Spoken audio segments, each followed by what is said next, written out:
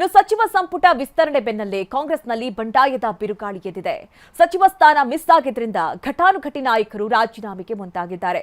ನಾನು ರಾಜೀನಾಮೆ ಕೊಡ್ತೀನಿ ಅಂತ ಶಾಸಕ ಬೇಳೂರು ಗೋಪಾಲಕೃಷ್ಣ ಸುಳಿವು ಕೊಟ್ಟಿದ್ದಾರೆ. ನಿನ್ನೆ ತಾಳ್ಮೆ ಪಾಠ ಮಾಡಿದ್ದ ಸಿಎಂ ಡಿಕೆಶಿ ಇವತ್ತು ಖಡಕ್ ಎಚ್ಚರಿಕೆ ಕೊಟ್ಟಿದ್ದಾರೆ. ರಾಜೀನಾಮೆ ಕೊಟ್ಟರೆ ತಕ್ಷಣವೇ ಅಂಗೀಕರಿಸ್ತೀನಿ ಅಂದಿದ್ದಾರೆ. ಮತ್ತೊಂದು ಕಡೆ ಪ್ರತಿಭಟನೆಗಳು ಜೋರಾಗಿ ನಡೀತಾ ಇದೆ. ಮಿನಿಸ್ಟರ್ ಗಿರಿ ಮಿಸ್, ಕಾಂಗ್ರೆಸ್ನಲ್ಲಿ ಬಂಡಾಯದ ಬಿರುಗಾಳಿ.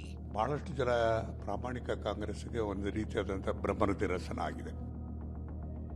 ನಿನ್ನೆ 1 ವಿಕೆಟ್ ಪತನ, ಇಂದು ಕೆಲವರಿಂದ ರಿಸೈನ್ ಮಾತು. ನಾವು ರಾಜೀನಾಮೆಗೆ ಬದ್ಧರಾಗಿದ್ದೀವಿ, ಅದರಲ್ಲಿ ಎರಡು ಮಾತಿಲ್ಲ. ರಾಜೀನಾಮೆ ಬೆದರಿಕೆ ಹಾಕಿದವರಿಗೆ CM DKShi warning. Party is very much important. ಯಾರು ರೆಸಿಗ್ನೇಷನ್ ಕೊಟ್ಟರೆ within few minutes I am going to accept. ಆಕ್ರೋಶ ಸ್ಫೋಟಗೊಂಡಿದೆ, ಅಸಮಾಧಾನ ಭುಗಿಲೆದ್ದಿದೆ. ಕಾಂಗ್ರೆಸ್ ಮನೆಯಲ್ಲಿ ಬಂಡಾಯದ ಬಿರುಗಾಳಿ ಸಿಎಂ ಡಿಕೆಶಿ ಹಾಗೂ ಹೈಕಮಾಂಡ್ಗೆ ಟೆನ್ಷನ್ ತಂದಿಟ್ಟಿದೆ. ಮಿನಿಸ್ಟರ್ ಸ್ಥಾನ ಮಿಸ್ ಆಗಿರೋದಕ್ಕೆ ಘಟಾನುಘಟಿ ನಾಯಕರು ರಾಜೀನಾಮೆಯ ಹಾದಿ ಹಿಡಿದಿದ್ದಾರೆ.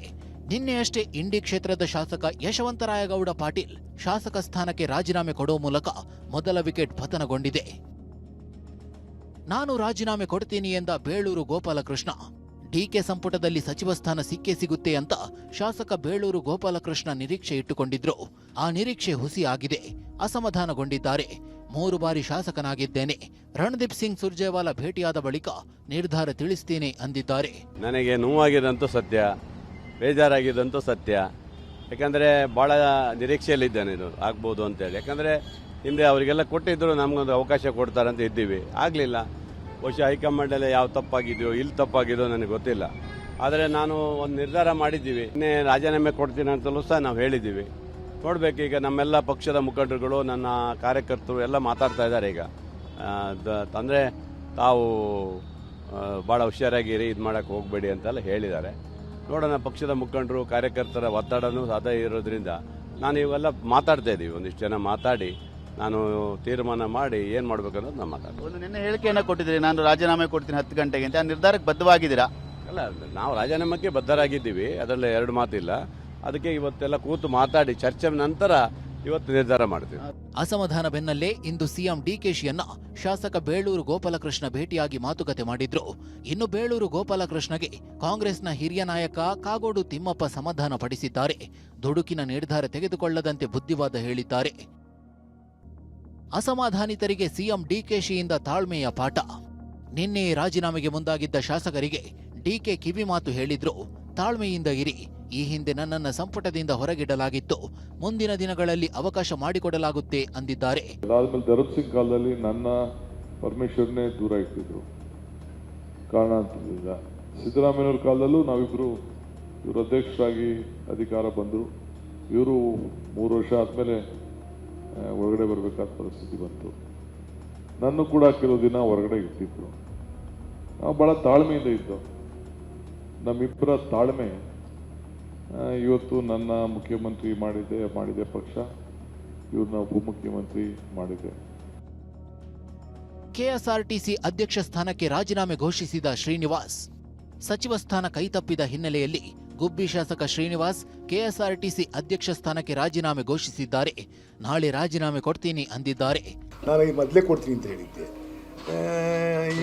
ಇರಪ್ಪ ಅಂತ ಹೇಳಿದ್ರು. ನನಗೆ ಈಗ ಅದರಲ್ಲಿ ಆಸಕ್ತಿ ಇಲ್ಲ, ನನಗೆ ಕೆಲಸ ಮಾಡೋಕ್ಕೆ. ಅದು ಇಡೀ ಯಾವಾಗಲೂ ಲಾಸ್ ಆಗೈತೆ. ಇವತ್ತು ನಮಗೆ MD ಫೋನ್ ಹಾಕಿದ್ರು, 1,000 ಕೋಟಿ ನಾವು ಇದ್ರದಕ್ಕೆ ಕಾಸು ಕೊಡಬೇಕು, ಇದು ಯಾರು ಈ ಬಗ್ಗೆ ಹೆಚ್ಚಿನ ಡೀಟೇಲ್ಸ್ ಅನ್ನು ನೀಡ್ತಾರೆ ನಮ್ಮ ಪ್ರತಿನಿಧಿ ಪ್ರಸನ್ನ. ನೇರ ಸಂಪರ್ಕದಲ್ಲಿ ನಮ್ಮನ್ನ ಜಾಯ್ನ್ ಆಗ್ತಾ ಇದ್ದಾರೆ. ಪ್ರಸನ್ನ, ನಾವು ಗಮನಿಸ್ತಾ ಇರುವ ಹಾಗೆ ಒಂದ್ ಕಡೆ ಶಾಸಕರ ಸಭೆ ನಡೀತಾ ಇದೆ.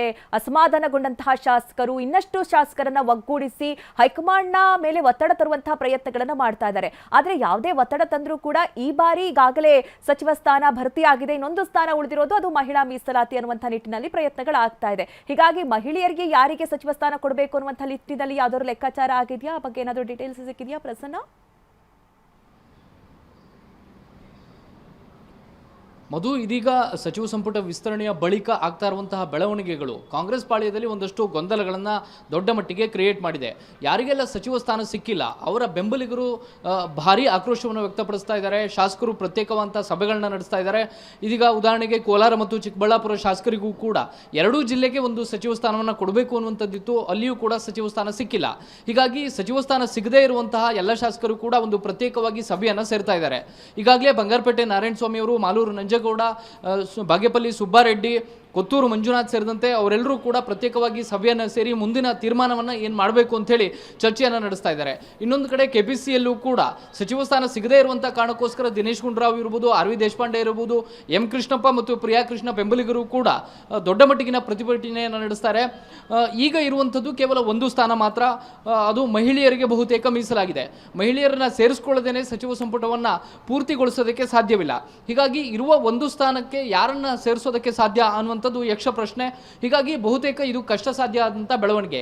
ಆದರೆ ತಮ್ಮ ಹಿರಿತನವನ್ನು, ತಮ್ಮ ಪಕ್ಷಕ್ಕೆ ತಾವು ಕೊಟ್ಟಂತಹ ಕೆಲಸಗಳನ್ನು, ಕೊಡುಗೆಗಳನ್ನು ಪರಿಗಣಿಸಬೇಕಾಗಿತ್ತು ಅನ್ನುವಂಥದ್ದು ಹಿರಿಯ ಶಾಸಕರಿಗೆ ಇರುವಂತಹ ಬೇಸರ. ಜೊತೆಗೆ ಕಳೆದ 2 ವರ್ಷಗಳಿಂದ ಯಾರೆಲ್ಲ ನಿಗಮ ಮಂಡಳಿಗಳ ಅಧ್ಯಕ್ಷರಾಗಿದ್ದರು ಅವರು ತಮ್ಮ ತಮ್ಮ ಅಧ್ಯಕ್ಷ ಸ್ಥಾನಕ್ಕೆ ರಾಜೀನಾಮೆಯನ್ನು ಕೊಡ್ತಾ ಇದ್ದಾರೆ. ಬಹುತೇಕ ಶಾಸಕರು ತಮಗೆ ಸಚಿವ ಸ್ಥಾನ ಸಿಗುತ್ತೆ ಅನ್ನುವಂಥ ವಿಶ್ವಾಸದಲ್ಲಿದ್ದರು. ಹೀಗಾಗಿ ಕಳೆದ ಬಾರಿ ಸಚಿವ ಸಂಪುಟ ರಚನೆ ಆದಾಗ ನಿಗಮ ಮಂಡಳಿಯ ಅಧ್ಯಕ್ಷ ಸ್ಥಾನಕ್ಕೆ ಸೀಮಿತವಾಗಿ ಅವರು ತೃಪ್ತಿಯನ್ನು ಪಡ್ಕೊಂಡಿದ್ರು. ಆದರೆ ಈ ಬಾರಿಯೂ ಕೂಡ ಸಚಿವ ಸ್ಥಾನ ಸಿಗದೇ ಇರುವಂಥ ಕಾರಣಕ್ಕೋಸ್ಕರ ದೊಡ್ಡ ಮಟ್ಟಿಗಿನ ಬೇಸರ ಆ ಎಲ್ಲ ಹಿರಿಯ ಶಾಸಕರನ್ನ ಕಾಡ್ತಾ ಇದೆ.